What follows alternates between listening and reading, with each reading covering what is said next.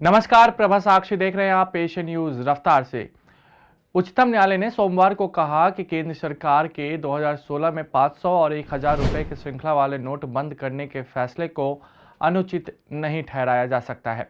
न्यायमूर्ति एस.ए. नजीर की अध्यक्षता वाली पीठ 5 न्यायाधीशों की संविधान पीठ ने कहा कि इस संबंध में फैसला भारतीय रिजर्व बैंक और सरकार के बीच विचार विमर्श के बाद लिया गया।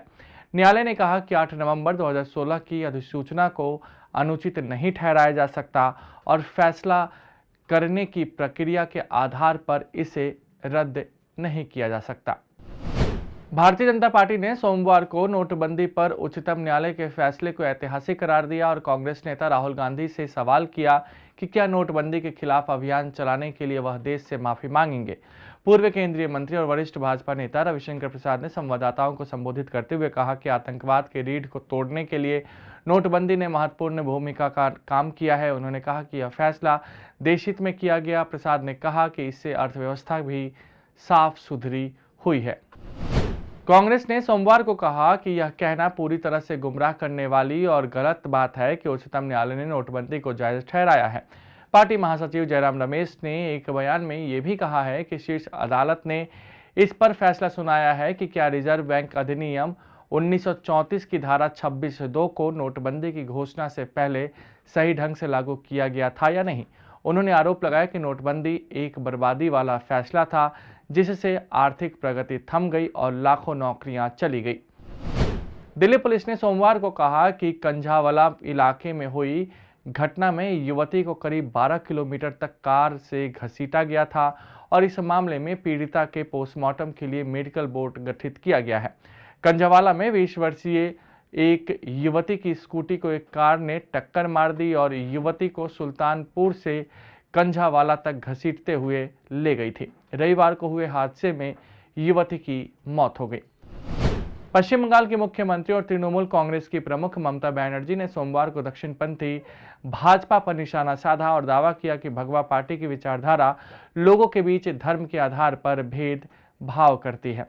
बनर्जी ने वाम दलों और भाजपा के बीच कथित गुपचुप गठजोड़ को लेकर दोनों पर निशाना साधा गया और उन पर राम वाम गठबंधन बनाने का आरोप भी लगाया।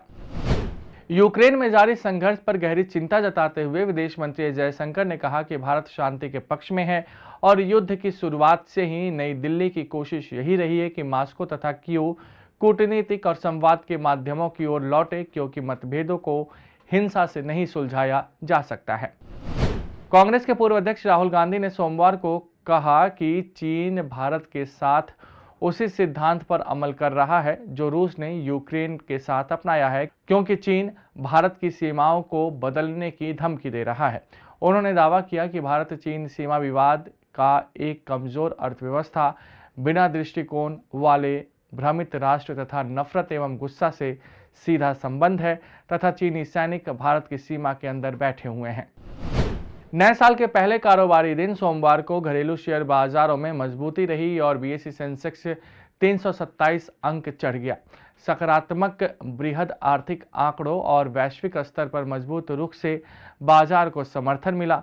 30 शेयरों पर आधारित सेंसेक्स 337.05 अंक यानी कि 0.54% चढ़कर 61,167.79 अंक पर बंद हुआ। भारतीय टी20 क्रिकेट टीम श्रीलंका के खिलाफ मंगलवार से शुरू होने वाली 3 मैचों की श्रृंखला में विराट कोहली, रोहित शर्मा और केएल राहुल के बिना नए पथ पर अग्रसर होगी, जिसमें हार्दिक पांड्या टी20 टीम के महत्वपूर्ण और पूर्णकालिक कप्तान की अपनी पारी की दमदार शुरुआत करके मिशन 2024 के लिए मजबूत नींव रखने की कोशिश करेंगे। भारतीय क्रिकेट प्रेमी हार्दिक की कप्तानी की झलक पहले ही देख चुके हैं, जब उनके नेतृत्व में टीम ने न्यूजीलैंड में बारिश से प्रभावित टी20 श्रृंखला में जीत दर्ज की थी। फिलीपींस के कुछ हिस्सों में क्रिसमस सप्ताहांत के दौरान भारी बाढ़ से मरने वालों की संख्या बढ़कर 51 हो गई है, जबकि 19 अन्य अभी भी लापता हैं। राष्ट्रीय आपदा प्रतिक्रिया एजेंसी ने सोमवार को ये जानकारी दी है। बाढ़ से काफी लोगों को अपने घर भी छोड़ने पड़े हैं। अगर आप भी लेना चाहते हैं देश दुनिया की तमाम जानकारी तो आज ही सब्सक्राइब करें हमारे चैनल को। साथ ही नीचे दिए बेल आइकन को जरूर दबाएं ताकि हर अपडेट आप तक पहुंच सके।